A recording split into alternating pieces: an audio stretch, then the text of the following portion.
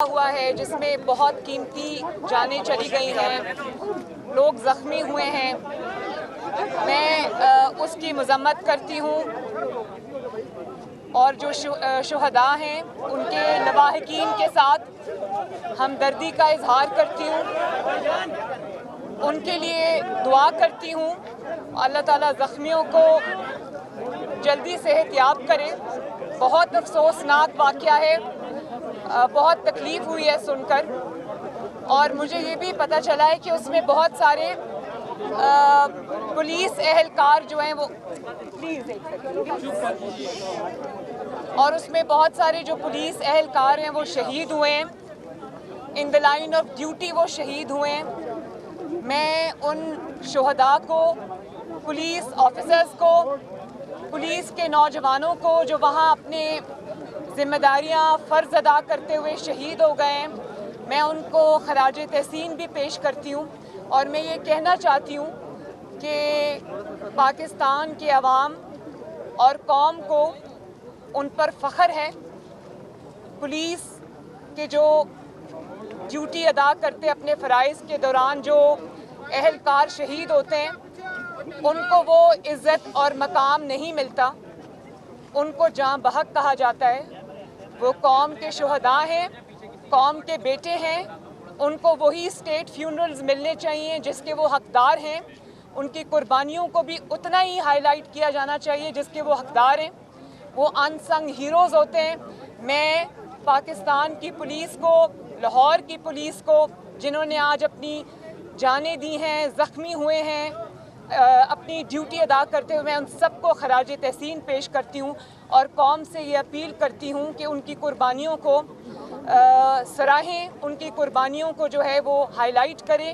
وہ بھی قوم کے بیٹے ہیں جو اس مٹی کی حفاظت کے لیے شہید ہوئے ہیں۔ اچھا میڈم، کل ملاقات ہوئی ہے آصف زرداری صاحب کی پرویز الہی سے، اس سے قبل تھوڑا بیک گراؤنڈ میں جائے تو اعظم نذیر تارڑ صاحب کو ایکسیپٹ نہیں کیا تھا، صرف یہ کہتے ہیں کہ پرویز الہی وکیل تھے، لیکن پرویز الہی وہ ہے جن کے متعلق بینظیر بھٹو نے خدشات کا اظہار کیا، تو اس آپ پولیٹیکل جو ڈیولپمنٹ ہوئی ہے تو آپ ان کا سوال ہے نہیں، میری بات سنیں، میٹنگز اگر ہو رہی ہیں تو آپ کو کیا اعتراض ہے؟ ملنے دیجیے، میٹنگز چلتی رہتی ہیں، کوئی ایسی بات نہیں ہے۔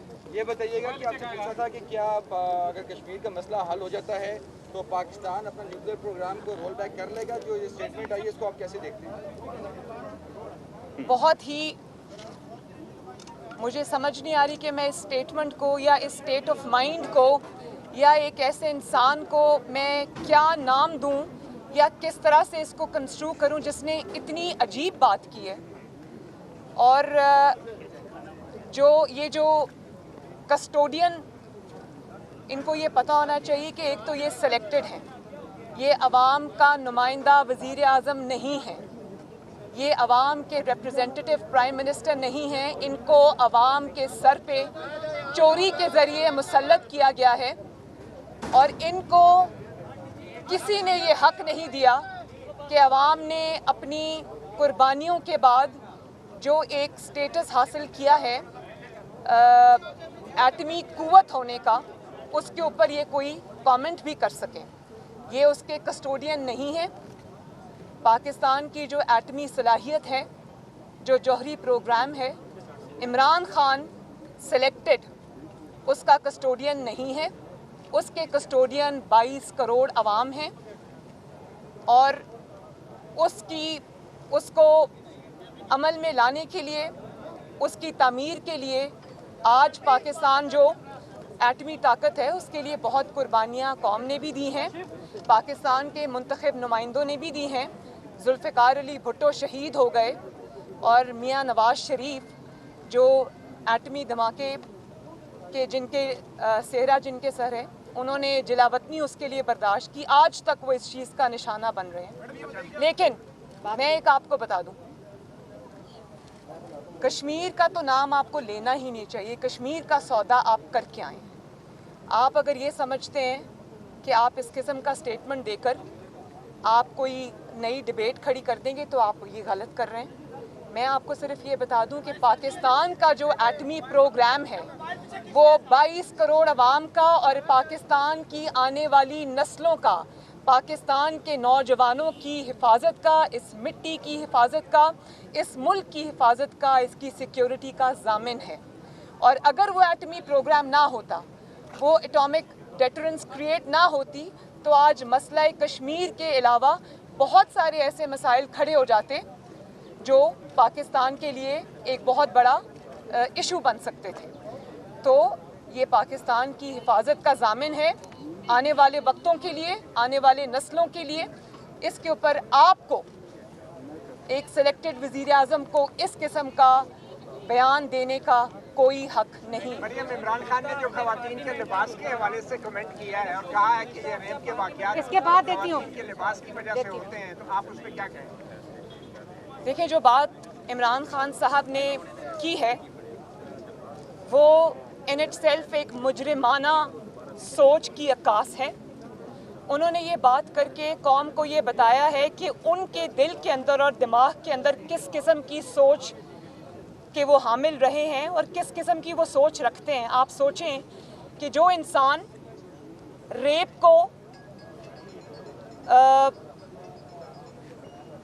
वैलिडेट करता है या रेप जैसे घिनौने जुर्म को वो मुजरिम को कहता है कि मुजरिम जो है वो ज़िम्मेदार नहीं है बल्कि मज़लूम ज़िम्मेदार है, तो रेप अपॉलोजिस्ट जो हैं इनकी जान, इनके जो इस किस्म की सोच है उससे पाकिस्तान को आज़ादी चाहिए। और मैं आपको एक और बात बता दूं, मेरे दिल को इसलिए तकलीफ़ हुई कि जो छोटे बच्चे ज़्यादती का निशाना बनते हैं, जो छोटी बच्चियां जैसे वो ज़ैनब थी, या वो जो मोटरवे पे ख़ातून जिनका रेप हुआ, उनके बच्चों के सामने, क्या वो इसलिए हुआ कि उन्होंने कुछ गलत कपड़े पहने हुए थे?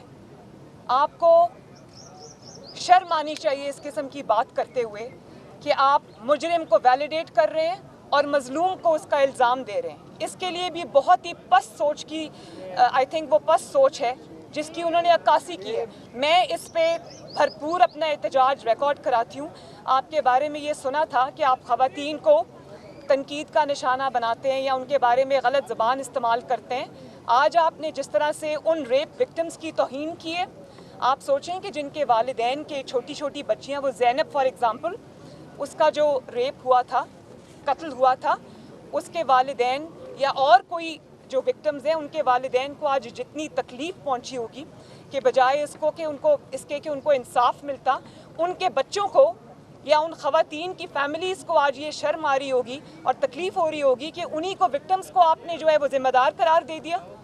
ये बहुत बुरी सोच है और इसका खात्मा पाकिस्तान में ज़रूरी है। ये बताइएगा कि एक तरफ इमरान खान जो है अमेरिका को अपने हवाई अड्डे देने से इनकार कर रहे हैं और दूसरी तरफ मोटरवे और तमाम हवाई अड्डे गिरवी रखने का उन्होंने कल मंजूरी कैबिनेट ने किया। आप क्या समझते हैं? फिर मैं यही बात करूंगी कि आपने तो तारीख़ के बुलंद तरीन लेवल तक आप पाकिस्तान के कर्ज़ों को ले गए हैं और उन कर्ज़ों के एवज़ पूरे पाकिस्तान के अंदर मुझे एक ईंट भी आप दिखा दें जो आपने लगाई हो। जब आप पाकिस्तान की तरक्की में एक ईंट का इजाफा नहीं कर सके तो आपको किसने ये हक दिया कि आप पाकिस्तान की मोटरवेज़ को, पाकिस्तान के एयरपोर्ट्स को, जो कि कौम की अमानत है, पाकिस्तान के बड़े बड़े मंसूबों को आप गिरवी रखें? और आप तो कंटेनर पे चढ़ के तकारीर किया करते थे ना कि मेरे पास 200 माहरीन की टीम है और हमारा होमवर्क मुकम्मल है और हमारे पास हम 9 दिन में तब्दीली ले आएंगे, हम 1 महीने में तब्दीली ले आएंगे और हमारे पास एक पूरा प्लान है।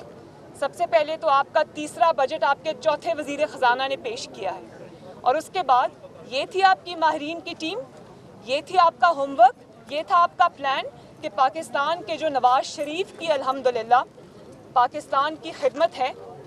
आप कहा करते थे कंटेनर पर चढ़कर कि सड़कें बनाने से, मोटरवेज़ बनाने से, मंसूबे लगाने से तरक्की नहीं होती, तो उन्हीं मंसूबों को आज गिरवी रखने से कौन सी तरक्की हो रही है?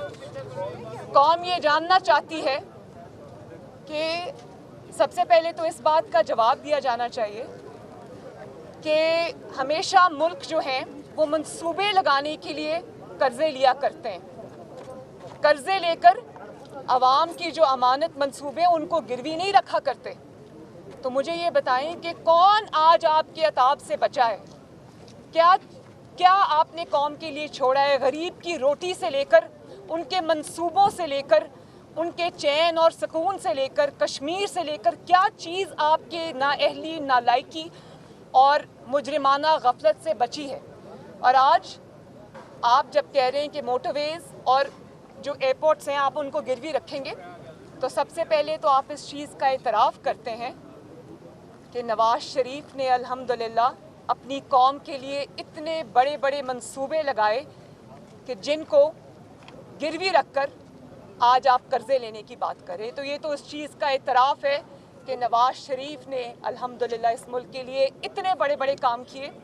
اور ابھی چند سال پہلے، زیادہ دور نہیں ہے، 2018 کا الیکشن سے پہلے، یہ پاکستان کی تنزلی تو 2018 کے بعد جب یہ نااہل کو مسلط کیا گیا ہے اس کے بعد شروع ہوئی ہے.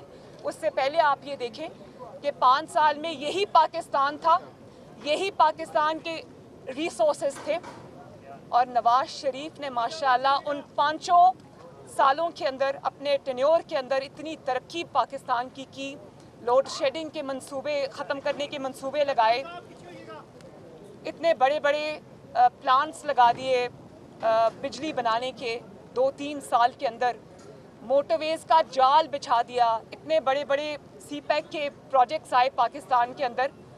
تو اس وقت تو پاکستان کو گروی نہیں رکھا ہم نے، اور آج آپ نواز شریف کے بنائے ہوئے عوام کے منصوبوں کو آپ گروی رکھ رہے ہیں. پہلے تو قوم کو وہ حساب چاہیے کہ جو آپ نے قرضوں کے بوجھ کے نیچے، تاریخی قرضوں کے بوجھ کے لیے نیچے قوم کو دبا دیا ہے، پہلے تو اس کا حساب دیں کہ وہ قرضے آپ نے خرچ کہاں کیے ہیں. اور یہ قرضے جو آپ لے رہے ہیں یہ مافیاز اور کارٹلز کو نوازنے کے لیے، آپ کو پتہ ہے نا، شوگر مافیا، آٹا مافیا، دوائی مافیا، LNG مافیا، اور یہ جو رنگ روڈ کے آپ کے سامنے اسکینڈل آیا ہے کہ اپنے ہی لوگوں کو، اپنے ہی وزراء کو نوازا ہے. انہوں نے 1400 کنال وہاں پر زمین بیچی ہے، خریدی ہے، اور اس کو انہوں نے اس کا فائدہ اٹھایا ہے. اور جب وہ بات منظر عام پہ آتی ہے تو آپ راتوں رات اپنے جو ممبرز ہیں، اپنے جو پارٹی کے اراکین ہیں، عہدیدار ہیں، حکومت کے عہدیدار ہیں، آپ ان کو راتوں رات ملک سے فرار کرا دیتے ہیں. تو ان کارٹلز کے لیے، ان مافیاز کے لیے آپ نے قرضے لیے، شرم آنی چاہیے. ایک ایک کر کے 4 بینکوں نے جو قرضے ہیں بعض شخصیات کی وہ معاف کر دی اور وہ اربوں روپے میں بنتے ہیں. تو اس میں مسلم لیگ کا کیا موقف ہے کہ تحقیقات ہونی چاہیے؟ سوری، آپ ذرا پھر بتائیے. 4 ایسے بینکوں نے جو بعض شخصیات کے جو قرضے ہیں جو اربوں روپے میں بنتے تھے ان کو معاف کر دیا ہے موجودہ دور حکومت میں. تو کیا مسلم لیگ کا تحقیق؟ میں نے ابھی آپ کو یہی بات کی کہ جو ان کو حکومت کو چلانے میں، حکومت کو، یہ مری ہوئی حکومت کو جو وفات پا چکی ہوئی ہے بہت سال پہلے، اس کو زندہ رکھنے کے لیے، اس کو چلانے کے لیے ان کو جن جن کندھوں کی ضرورت ہے، جن جن لوگوں کی ضرورت ہے، ان کو بچانے کے لیے وہ پورے پاکستان کو داؤ پہ بھی لگا سکتے ہیں، اس کے اثاثے گروی بھی رکھ سکتے ہیں. لیکن ان کو چاہے وہ پیزا بناتا ہو یا وہ رنگ روڈ کا کوئی ہو، اس کو، یا وہ کوئی آٹا یا چینی مافیا کا، اس کو NRO دینے کے لیے اس کے گھر پہنچ جاتے ہیں، صرف اس لیے کہ ان کی گرتی ہوئی حکومت برقرار رہے.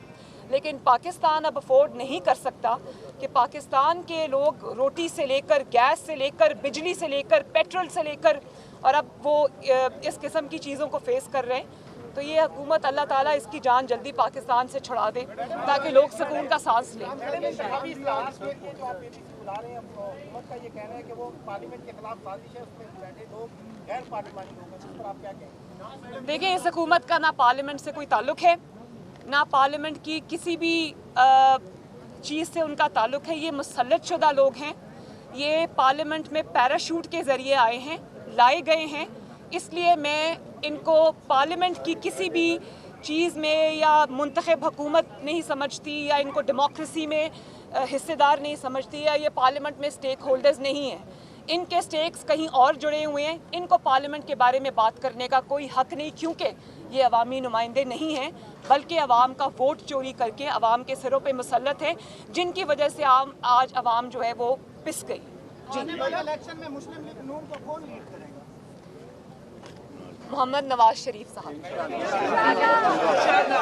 جی، Last question.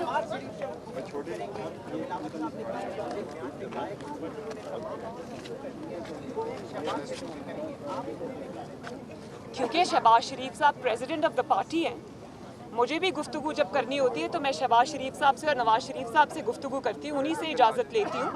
तो अगर वो पार्टी प्रेसिडेंट से बात करेंगे तो सही करेंगे, क्योंकि वो हमारी पार्टी के प्रेसिडेंट हैं। मैडम मियां साहब कब पाकिस्तान आए? इंशाल्लाह बहुत जल्दी। आप मुझे ये गारंटी दें कि नवाज शरीफ वापस आएंगे, उनको इंसाफ मिलेगा और उनकी ज़िंदगी को ख़तरा नहीं होगा, इन कातिलों के हाथ में उनकी ज़िंदगी नहीं होगी। मैं उनको शाम की फ़्लाइट से बुलाती हूँ।